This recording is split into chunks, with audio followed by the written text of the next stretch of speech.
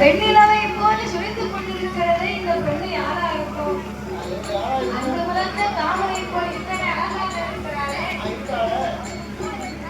அப்படின்னு சொல்லி ஸ்ரீராமமூர்த்தி பார்த்து சீதாதேவி ஸ்ரீராமனை எட்டி பார்த்து அப்படியே சிலையா நிற்கிறார்.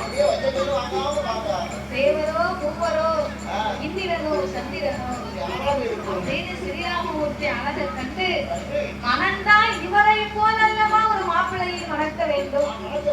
ஒரு நாள் பார்த்தாலும் இவரை போல் உள்ள மனிதனோடு அல்லவா வாழ வேண்டும் அப்படின்னு சீதாதேவி ராமனை பார்க்க சீதாதேவியை பார்க்க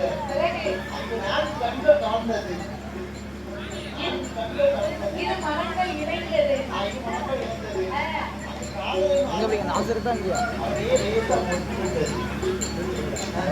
அப்ப இப்படியாகவே சீதாதேவியும் ஸ்ரீராமமூர்த்தி ஒருவர் பார்த்து காதல் மலர்ந்து சிறிது நேரம் ஆச்சு. நிறைய பாசை பேசும்.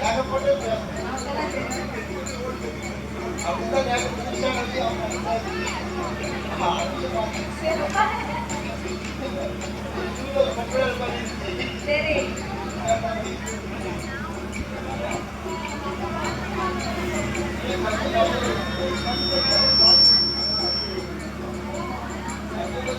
அப்போ அந்த கண்கள் வந்து 1000 பாசை சொல்லுமா.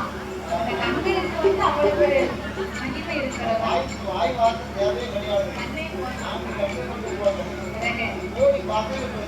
அப்ப இந்த ஸ்ரீராமமூர்த்தி அவரை பார்த்து கொண்டே இருக்க விஸ்வாமித்திரர் தோளை தட்டினார். ஸ்ரீராமா பார்க்கிறது போதும், நம்ம போவோம் அப்படின்னு உடனே ஸ்ரீராமமூர்த்தி சிரிப்போடு புறப்பட்டார். சீதாதேவி மனசுக்குள்ள ஒரே ஆசை, இப்படி ஒரு மாப்பிள்ளையா நம்ம மனம் பிடிக்கணும் அப்படின்னு சீதாதேவி மனசிலே நினைத்துக் கொண்டே இருக்கிறார். நினைத்துக் கொண்டே இருக்கக்கூடிய நேரத்துல தோழி பெண்கள் எல்லாரும் ஒன்னா விளையாடிட்டு இருந்தாங்க பாரு.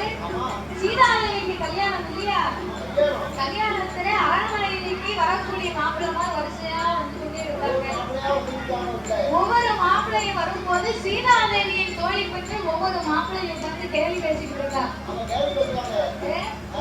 பாண்டிய நாட்டு மன்னனுடைய மூக்க பாரு, அவர் முகத்தை பாரு, அவர் நடைய பாரு, உடைய பாரு அப்படின்னு கேள்வியும் கிண்டலும் பேச ஒரு நாட்டு மாப்பிள்ளைக்கலாம் அவர் பல்லு இருக்க அழக பார்த்தா பல்ல பார்த்தேன்னா கல்யாணம் பண்ண கஷ்டமே கிடையாது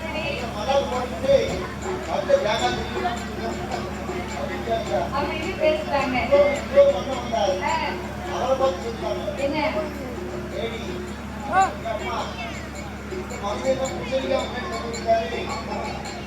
அவர் வயிறு அப்போ ஒருத்தைக்கு ஒருத்தி பார்த்து பார்த்து சிரித்து கேள்வி கிட்டது பேசிக்கிட்டு இருக்கேன். ஸ்ரீராமமூர்த்தி அரண்மனைக்குள்ளே வந்து அவருக்கு கொடுத்த அரிய ஆசனத்திலே அமர்ந்திருந்தார். அவர் அமர்ந்திருக்கக்கூடிய நேரத்திலே 56 தேசத்தில்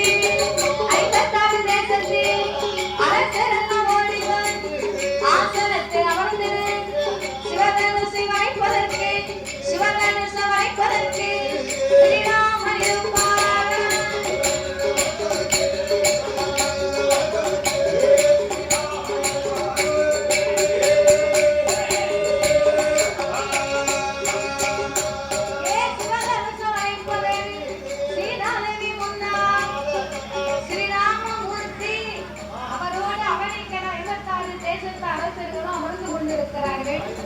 சிவதனுசையும் அழைப்பதற்காகத்தான் வந்தவர் இந்த ஸ்ரீராமமூர்த்தி. அதை அறியாத யாவரும் தன்னால் சிவதனுசை வளைக்க முடியுமா, சீதாதேவியை மனமுடிக்க முடியுமான்னு மனசிலே ஆசைப்பட்டார்கள். ஆசைப்படும் போது சிவதனுசை வளைப்பதற்கு அரண்மனை அரசர்களை வரவழைத்தார்கள். சிவதனுசையும் அரண்மனைக்கு வரவழைத்தார்கள். அந்த சிவதனுசை அந்த அரசர்களுக்கு மத்தியில் கொண்டு வந்து வைப்பதற்கு சிவதனுசை தூக்கி வருவதற்கு மட்டுமே 1000 கிண்ணிமார்களாம். 1000 கிண்ணிமார்கள் சேர்ந்துட்டு அந்த சிவதனுசை தூக்கி கொண்டு வந்து வச்சிருக்காங்க. ஆமா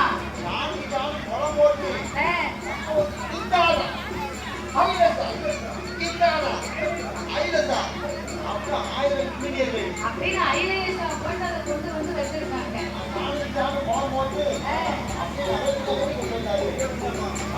அப்ப இப்ப நீ சிவதனுசை தூக்கி கொண்டு வந்து வைத்த உடனே இந்த சிவதனுசை தூக்குவதற்கு 1000 பேர் வந்திருக்காங்க. ஆமா. அப்ப இந்த அரசர்கள் நினைக்காங்க, நம்மளால இந்த சிவதனுசை தூக்க முடியுமா அப்படின்னு அவங்க எடுத்துட்டு வந்ததை பார்த்ததுமே வீட்டுக்கு கிளம்பிட்டாங்க. ஒரு சில பேர் கிளம்பிட்டாங்க.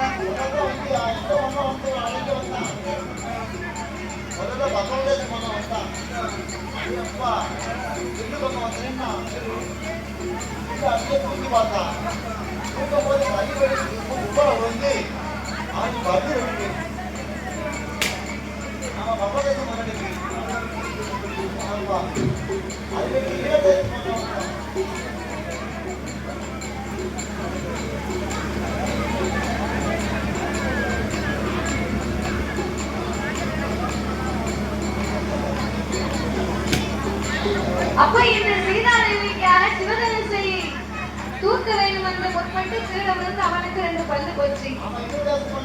என்ன ஆச்சு?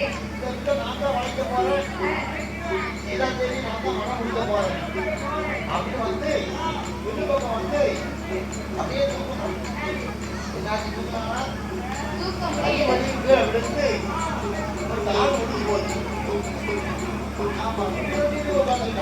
அவனாலையும் முடியல.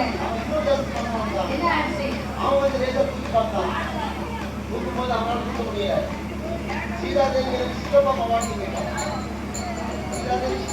தூக்கத்துக்கு பிறகுல சீதாதேவி சித்தப்பா மட்டும் அவன் இறங்கிய வந்தான்.